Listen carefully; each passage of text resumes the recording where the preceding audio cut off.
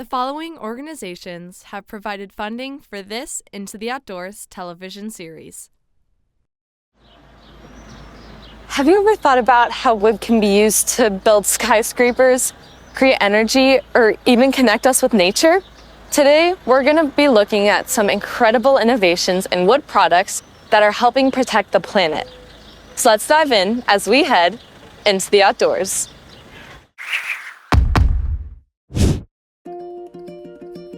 Wood isn't just for building homes and products.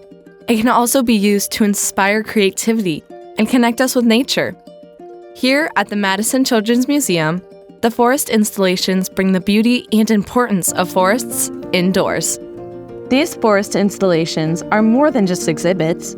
They help people of all ages connect with the natural world in fun and creative ways, using wood to tell the story of forests and their role in our lives. I'm here to meet with Nadia, who's going to tell me all about how these forest installations were created and why using wood for projects like this is so important. I am Director of Design and Exhibit Development here at the museum, and that means I get to be part of the team that designs and builds all the exhibits. We're really lucky here at the museum in that we have a great in-house team that has a lot of skills like woodworking and metalworking, sewing, and we're able to make a lot of our exhibits by ourselves. We serve a pretty broad range of ages, so we try to offer different experiences for different kids. But we build our experiences so the kid is able to have fun right away, but also if they come back, they're able to build on their learning. A lot of kids aren't playing outside like they used to. We're trying to make sure that kids grow up caring about nature, caring about the animals and the plants in our environment. We opened the Nice Age Trail in June, and kids are now playing in the space. One of the big goals of the exhibit is to connect kids to nature. And we use wood in all of our exhibits, but especially in the Nice Age Trail. The sensory experience that wood offers to kids, it's just a very calming, grounding material. We feel it's really important that kids play in and around wood. We also use wood because it's so sustainable and renewable. We try to design our exhibits so that we think all the way to the end of the exhibit. So when we choose our materials, we try to think what we're going to do with the components once we retire the exhibit. Most of our exhibits last a few years, and we don't want to just be adding plastic to the landfills. Wood is ultimately compostable, so for us, it's just a fantastic material to use. Many of our exhibits demonstrate innovative use of materials. You'll find some odd and eclectic objects throughout our space. We also have a number of cardboard trees, basically taking the wood pulp and put it in a blender, and then it becomes a sculptable material for us. So then we're able to create these environments in the exhibit. It's really fun for me to tell kids, to kind of remind them, look, this tree was made from a tree. But wood's role in our lives goes back centuries to the time of early logging in the Great Lakes region. Now, let's visit the Rhinelander Logging Museum to learn how the logging industry helped shape the forest products we rely on today. So we're at Pioneer Park Historical Complex here in Rhinelander, Wisconsin, which features its anchor museum, the oldest logging museum in the United States, at 92 years old this year. Founded in 1932, today it draws tens of thousands of people to the museum every summer to learn about northern Wisconsin's timber industry and its logging boom, which started in the mid-1800s. Timber production really started out in the eastern United States, and there was at that time a pine belt that went from Maine to Montana across the northern parts of the United States.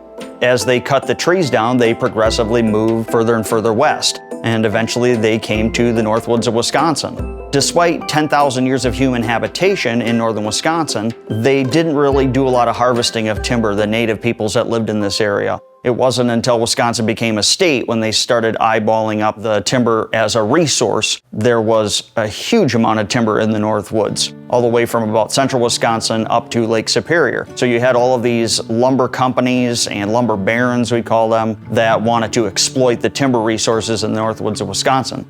The first trees that they were looking to harvest were red and white pine trees.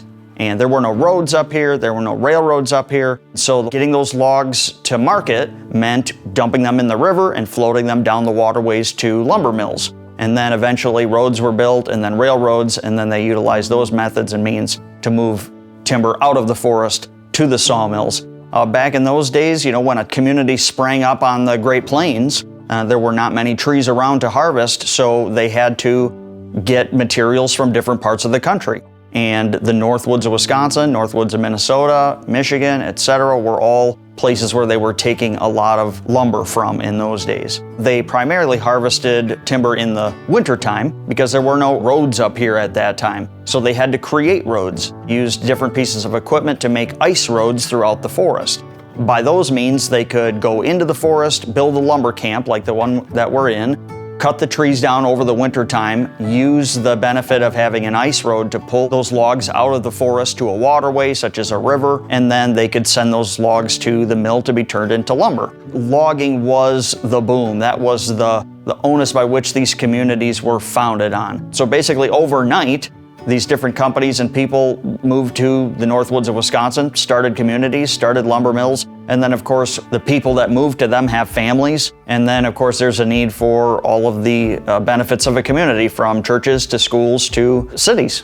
At the end of the logging boom, circa 1900, they had cut down over 99% of all of the white and red pine trees in northern Wisconsin. And today we think of that as a travesty. And back then the forest was kind of a thing to be conquered. And certainly they needed the resources across the United States as the US was being built. There wasn't an issue about sustainability or stewardship of the forest. It was because of those experiences in the United States that we decided, hey, we need to do a better job with these timber resources if we're going to use them into the future. Leona School Forest was created 96 years ago. In 1927 and 28, the Wisconsin Forest Crop Act was introduced. This was to help companies keep together large tracts of land. But it was also at the time that the Great Depression was coming, and W.D. Connor gave a portion of this land for the school forest.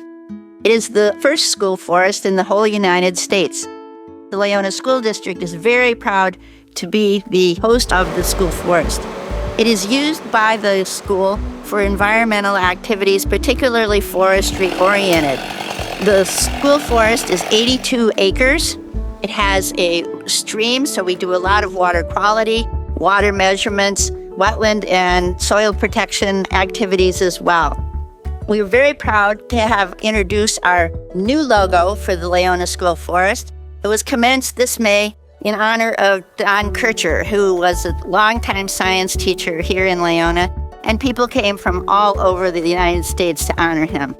With more than 60 million acres of forest spanning 3 states, the Northwoods are a critically important landscape that filters and provides high-quality fresh water, supports species biodiversity, and naturally stores carbon, all while supporting local economies and providing forest products we all depend on every day. We've seen how wood is being creatively used around the museum. But what about in larger projects, on a global scale? There's something really exciting going on in the construction world. Wood is being used to build tall buildings in ways that are better for the environment. So let's take a look at how mass timber is changing the way America builds. Mass timber is a type of engineered wood that's super strong, allowing us to build things like skyscrapers, schools, universities, and offices out of wood instead of steel and concrete. And because wood stores carbon, these buildings are much better for the environment. I am the Senior Director of Mass Timber for Sterling Structural. We are a division within Sterling Site Access Solutions. And by background, I am a structural civil engineer, but found myself in the engineered wood products world, and that's what I do now. All the way from business development, design, project management, you name it, in construction and wood products, that's what I do. So I grew up in South Central Wisconsin in Sun Prairie, always was out in the woods, was out near the rivers and the creeks and traveling around the state with my mother to different public lands, growing up in that environment, growing up with a love for forests. Really, it's just in your heart. You can't get away from it. We are in Sterling's facility in Phoenix, Illinois. This is what houses our cross-laminated timber manufacturing and our fabrication for structural material and for industrial material. We are in an area of our facility that has a lot of our lumber stored. Most of this is southern pine that comes from our southern pine forests. And we use all of this material to create our cross-laminated timber mats and panels for construction. So we make a product called cross-laminated timber. So we work with our excellent supply chain here that makes all of the lumber that you can see throughout this facility. And we put it together in two different directions. And what that does is it makes a big mass panel that we use for floors and roofs and walls. And then on the industrial side of our business, we use it for temporary road access for infrastructure development.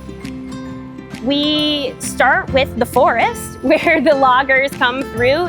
We are doing selective harvesting in many capacities. And what that allows for is the older trees can come and move into the lumber industry or whatever industry can utilize them to allow more space and growth for those younger trees, for that continued relationship between them all within the forest. So Sterling sells a few different species categories of wood. The first one is southern pine, which is one of the fastest growing fiber baskets in the States. We also sell spruce pine fir south, which just means south of the Canadian border. So that's the spruce pine fir category in the US. And we also sell eastern hemlock. Historically, especially in Wisconsin, our woodland economies supported our forests, supported the people that were living near those forests and the products that came out of those forests. And as pulp and paper kind of went down, we need to always be building new markets for these products.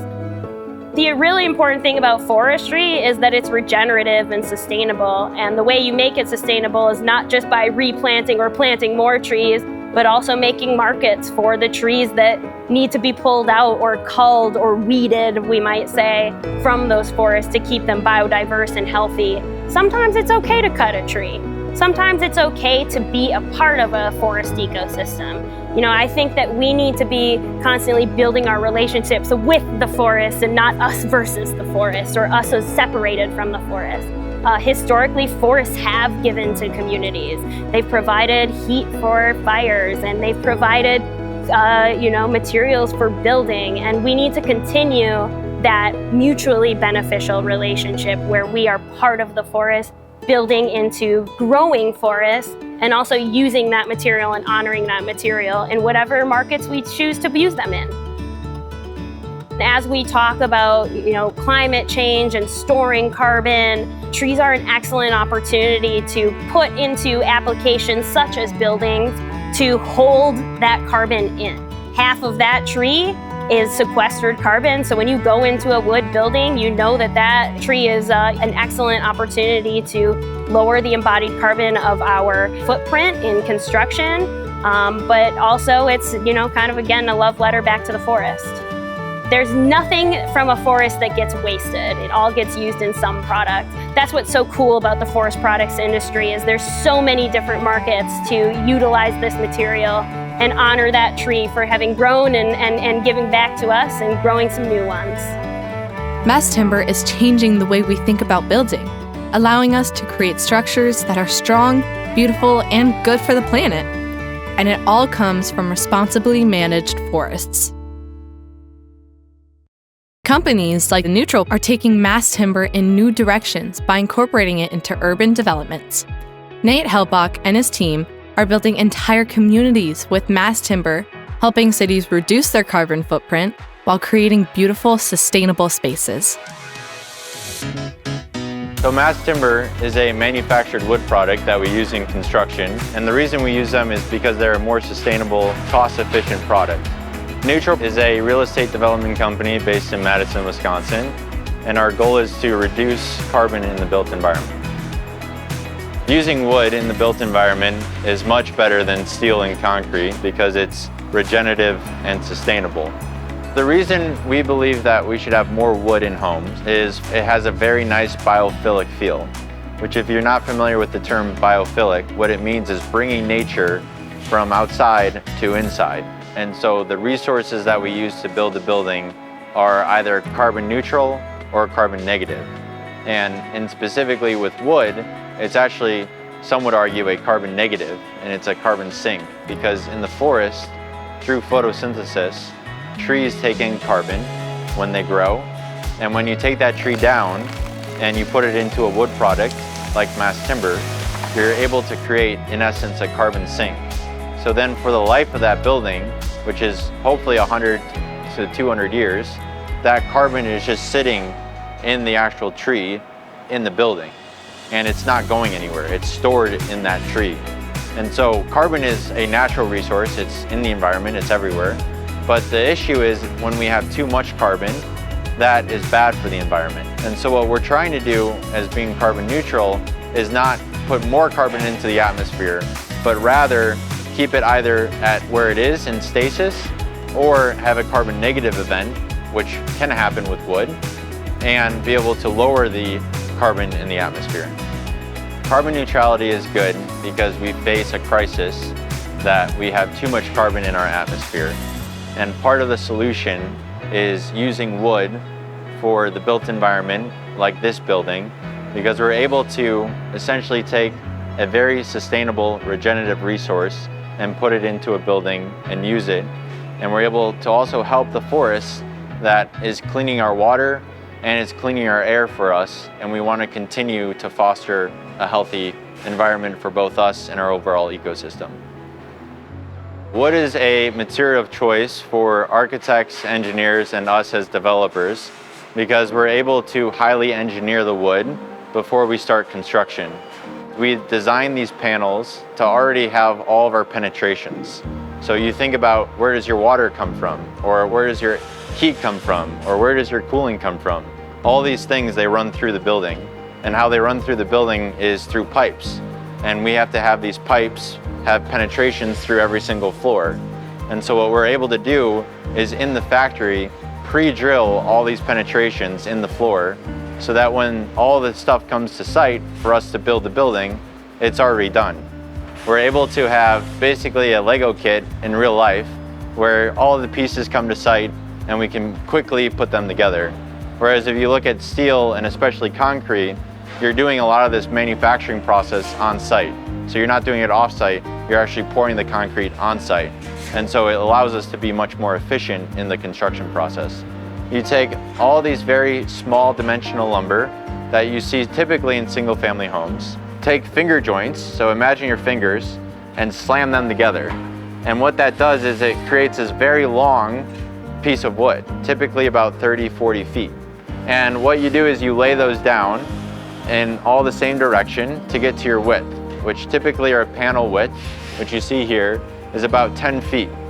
And then in the other direction, you're laying on top of that more small pieces of wood, and you're doing that several times. The only difference is when you do it more, you're getting more and more structural capacity out of the wood. Once you're done with that, it goes through this big kiln that dries it and presses it together with glue. And then you cut the wood into dimensions and you pre-drill all your different penetrations, and then you ship it to site and we put it on to a building. And that's how we create these big mass timber buildings.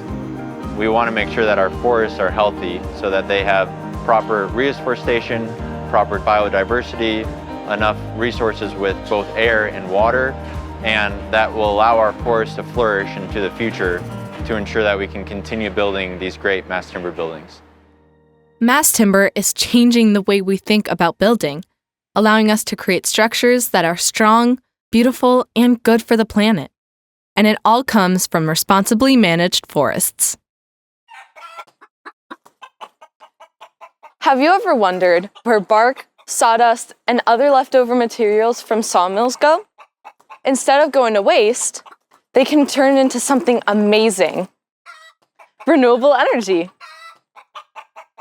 Kretz Lumber is using the leftovers or waste from their sawmill to power their operations and even provide energy to the local community. It's a great example of how every part of the tree can be used to benefit the environment. At Kretz Lumber, they've implemented a system that turns sawmill waste into bioenergy, reducing waste and lowering their carbon footprint. With timber harvesting, we use pretty much the whole tree except the shadow of it. Many different types of byproducts or wood waste is produced here. The log arrives at the sawmill, it's the bark, and that bark is either used in mulch, used at your house, or is further burned at the location and made into heat. And within the sawmill, they have some wood waste that take place, which could either be slabs being cut off the log to make it square, or end trimmings from the boards being processed throughout the value chain at the sawmill. The wood waste is ground up and then potentially could be made into animal bedding for farms and animals, or burned at the sawmill to produce heat or electricity. By turning sawmill waste into energy, Kretz Lumber is not only making their operations more sustainable, but they're also contributing to the local economy by reducing reliance on fossil fuels and creating renewable energy. Being cost competitive is not only essential to their success, but also helps keep jobs local. Wood chips that are produced throughout the operation when slabs or end trimmings and so forth are removed from that log, it's either chipped up to be used at the sawmill or shipped out to be used at a pulp and paper operation to be turned into paper products. By utilizing all these different byproducts, that helps with sustainable forest management because that allows us to use all the materials coming out of the forest. Today, we've seen how wood products are more than just materials. They're part of a larger story. Whether it's mass timber transforming our cities, sustainable forestry protecting our environment, or firewood warming our communities, wood is playing an important role in building a better future. Whole Trees takes trees that might not be usable for traditional construction and turns them into stunning building elements. It's a way of using the natural strength of trees while keeping their beauty intact. By using whole trees in their natural form, Whole Trees is not only reducing the environmental impact of building, but also creating spaces that connect us with nature. Whole Tree Structures is a company that brings trees into buildings. Our mission is prosperity between forests and human communities. And prosperity means health for both forests and humans. We do that by understanding the way forests are managed and bringing the trees that are removed from forest management into their highest value application in buildings. They're holding up the buildings. They are the structure. They're the columns, the beams, the trusses. We're at Festival Foods grocery store in Madison, Wisconsin. It's a very unique grocery store because it has a whole trees structural system. We have ash trees holding up the grocery store, and we have red pine harvested from 60 miles away, holding up the second floor ceilings. Many people come into this grocery store and they think these trees are wrapping steel columns because they can't imagine that wood could be strong. People think they can't do what they're doing in this store, and so it's very fun to show people that trees are strong. Normally, a grocery store is held up by steel. When you bring in round timber, you're using far less energy to bring that material into the building, and so Festival Foods is able to enjoy a lower carbon footprint. They have a cleaner impact on the environment by using wood. They're not causing all the travel and transportation, the carbon emissions, some of the pollution inherent in steel. In the vegetable department, the branched ash trees are holding up about 90,000 pounds, but over near the window walls and the cashier, the trees are holding up to 210,000 pounds, and that is a very heavy load for anyone. Whole Trees buys trees from a wide range of forests. All the forests we buy from are managed via managed forest plans, which means there is a long-term strategy to keep those forests both sustainable ecologically, but also provide sustainable economic returns for their landowners. We buy trees that need to be removed in order to keep forests healthy over a long period of time or indefinitely. Often they are lower value trees that won't grow into high value species down the line. In this building, our columns are ash trees removed from public parks and cities nationwide due to infestation of an emerald ash borer. They were already dying, but still had all the strength of a living tree when they were removed. The happiness is to then get to bring that structural material into a building like Festival Foods.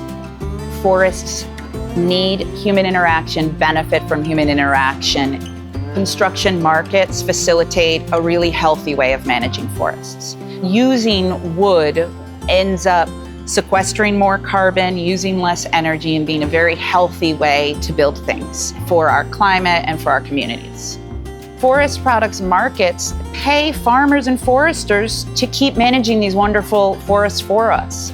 Without forest management, we wouldn't have the relationship we need with forests to keep them sustained and growing with us.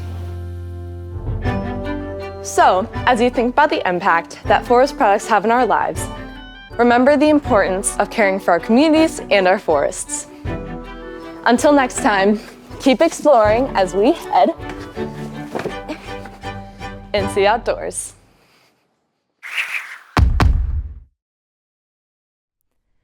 The following organizations have provided funding for this Into the Outdoors television series.